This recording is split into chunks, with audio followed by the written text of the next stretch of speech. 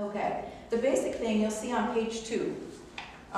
It's talking about the parts of the computer, and this is, like, again, like I say, pretty elementary for most of you, but there are a lot of times when just realizing what these parts do and how they work together with software is what will make the difference in understanding when somebody's explaining something.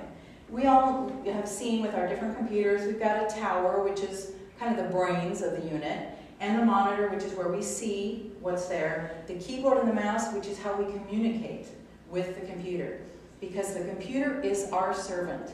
And even though sometimes we think it's got a mind of its own and it's acting up, usually, 99% of the time, it's something we have touched, a key we've hit we didn't realize, a step we left out, and it's causing us to not communicate clearly with the computer. So anyway, knowing the parts is important, and especially getting it comfortable for you.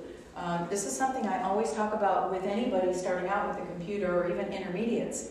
If you're sitting in front of the computer, but you're kind of at an angle because it didn't quite fit, the way you need to, and you're cranking your neck and your shoulders and everything a little bit to the side, it can make a difference in your stamina in front of the computer. Even as much as 15 minutes of just continually always going to the left can throw your neck out.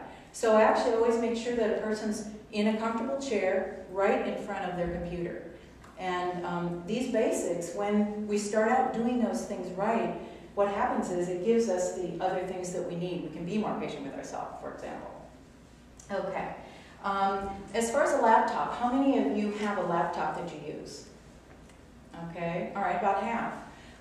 And a laptop, as you know, has all these components like this, but they are all contained in one unit. Sometimes we'll attach a mouse to it and use that with one of our hands, but there is actually a mouse on the laptop.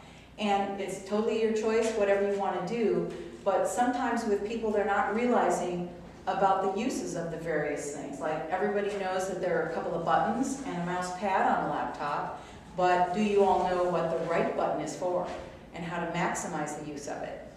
That's something that I usually teach actually in the first lesson because it's actually something that'll cause a person to be able to